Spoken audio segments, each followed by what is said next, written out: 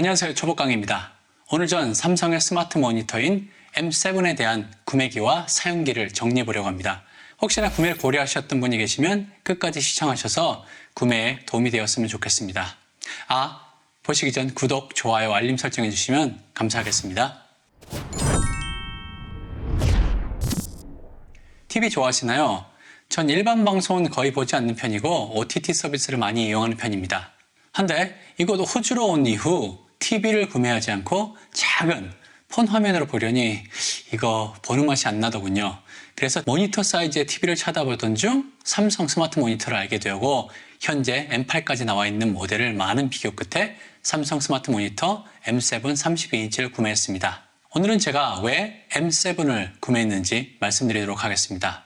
원래 전 32인치 사이즈의 모니터를 구매해 애플 TV나 그 외 TV 박스를 연결해 사용하는 것이 목표였습니다. TV를 제외한 이유는 작은 방에 TV와 모니터를 따로 두기엔 공간이 너무 답답해 보일 것 같아서입니다. 이 부분은 큰 고민이 없었죠. 게임용이 아니라 응답 속도보단 해상도를 고민했었고 QHD급으로 구매하려 하는 중 우연히 삼성의 스마트 모니터가 있다는 것을 알게 되었고 삼성 사이트와 인터넷에서 정보를 많이 찾아봤습니다. 그래서 결정한 게 삼성 스마트 TV M7입니다. 삼성 스마트 TV에는 많은 종류가 있었습니다. M5부터 M8까지 출시되어 좀 헷갈리게 되어 있더군요. 물론 가장 최근에 나온 M8이 가장 좋은 스펙과 품질을 가지고 있습니다. 전 M5는 구매 대상에서 초반에 제외해 두었기에 M7과 M8만을 비교했습니다. 참, M7도 초반에 나온 모델인 S32 AM70X와 새롭게 개선되어 나온 모델인 S32 BM70X가 있는데 전 BM70X 모델을 비교하고 구매했습니다. 자, 그럼 M7과 M8을 두고 제가 고민한 부분을 말씀드리겠습니다. 아마 자연스럽게 M7의 장단점이 비교될 거라 생각합니다. 가장 눈에 많이 띄는 것은 외형이죠. M8은 요즘에 나온 것이라 정말 깔끔하고 예쁘다는 생각이 듭니다. 아이맥 느낌이 들긴 하지만 그래도 예쁜 건 예쁜 겁니다. 특히 LCD 부분의 두께가 많이 줄었습니다. 기존 M7이 모니터 부분 두께가 41.8mm이지만 M8은 22.3mm로 거의 두께가 반입니다. 물론 LCD 크기가 있기에 전면에서 본 가로 세로 크기는 거의 비슷합니다. M7이 예전 아이맥 디자인이라면 M8은 요즘 나오는 M1 아이맥 디자인 느낌이라고 하면 아시려나요? 또한 가장 눈에 띄는 게 M8은 높이 조절과 틸트 조절이 되지만 M7은 높이 조절이 안 되는 고정형 다리를 사용하고 있습니다. 하지만 M7은 배사 마운트 단자가 있습니다. M8의 경우 배사 마운트를 없애버려 모니터함을 사용할 수 없다는 문제점을 가지고 있더군요. 왜 없앴는지는 알 수 없네요. 입출력 및 연결성에서도 차이를 보이고 있습니다. M7의 경우 풀사이즈 HDMI 단자 2개, USB-C 단자 1개, USB 단자 3개를 지원하는 반면 M8은 풀사이즈 HDMI가 아닌 마이크로 HDMI 단자 1개와 USB-C 단자 2개를 가지고 있다고 합니다. 그 외 리모컨 없이 TV 컨트롤하는 버튼이 있는데 사용할 일은 거의 없을 것 같습니다. 컨트롤 버튼은 M7은 하단에, M8은 뒷면에 있는 것 같습니다. 참, 리모컨의 경우 M7B와 M8은 같은 형태를 사용하고 있습니다. M8의 경우 카메라를 부착할 수 있게 되어 있습니다. 사실 외형을 빼곤 거의 같다고 생각하시면 됩니다. 하지만 가장 중요한 화면의 차이가 있습니다. M8의 경우 4K 해상도에 최대 60Hz를 지원하며 응답 속도가 4ms, 밝기 401달러, HDR10 플러스까지 지원하며 sRGB 지원 영역이 99%까지 된다고 되어 있습니다. 반면 M7은 같은 4K 해상도에 최대 60Hz, 응답 속도 4ms/s이며 밝기가 301달러로 적습니다. 그리고 HDR10까지만 지원합니다. sRGB 지원 영역은 따로 표기되지 않았습니다. 사실 표기되지 않아 정확하진 않지만 타이젠을 지원하는 칩도 달라졌을 거라 생각됩니다.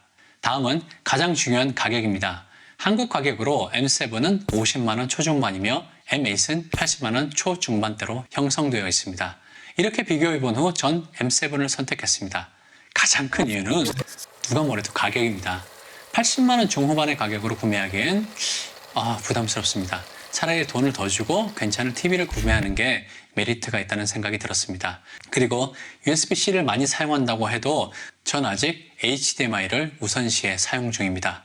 또한 마이크로 HDMI는 제가 선호하지 않는 규격입니다. 뒤쪽에서 이렇게 수평으로 꼽히는 형태인데 실수로 케이블에 뭘 떨어뜨리면 뚝 하고 부러질 가능성이 있어 보여 조금 걱정되더군요. 그리고 추후 모니터함에 연결할 수 있는 배사 마운트가 없다는 것도 큰 이유가 되었습니다. 그래서 전 M7으로 선택했고 그 선택을 후회하지 않습니다.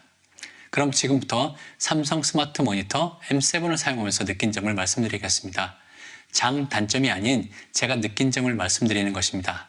먼저 초반에 설정할 때 삼성 스마트 띵스 어플을 설치하게 되는데 특별히 반감이 있으신 게 아니면 가입해서 설치하시기 바랍니다. 리모컨에 문제가 생겼을 때도 앱으로 조정이 가능하고 전 현재 삼성 스마트 모니터 하나만 있지만 그 외 삼성 스마트 띵스 기기에 확장이 가능합니다. 첫 구동 시 네트워크 및 몇 가지 설정을 한 후 넷플릭스 같은 OTT 서비스를 처음 실행하면 아주 느립니다. M8도 동일한지 모르지만 전 처음에 고장난 거 아닐까 하는 생각이 들었습니다. 모든 OTT 서비스가 느려 이거 괜히 산 거 아닐까 하는 생각을 했는데 그 이후로는 빠르게 잘 작동하고 있습니다.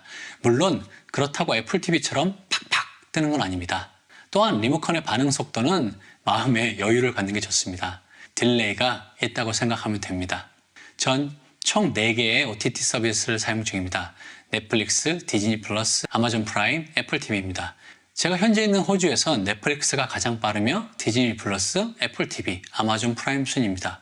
특히 아마존 프라임은 매번 너무 느리네 하는 느낌을 받고 있습니다. 실행 후에도 끊기는 경험도 몇 번 했습니다. 물론 이것은 인터넷 속도가 문제일 수 있으나 다른 OTT 서비스 대비 아마존이 아주 느립니다. 참, 유튜브는 기본이죠. 잘 나옵니다. 이곳은 호주라 당연히 한국 내 OTT 서비스는 사용할 수 없습니다. 앱스토어에 항목조차 나오지 않습니다. 또한 삼성 TV 플러스는 호주 채널이 나옵니다. 한데 이건 볼 것도 없지만 너무 느려서 거의 사용하지 않고 있습니다. 채널은 꽤 많이 나오는 것 같습니다.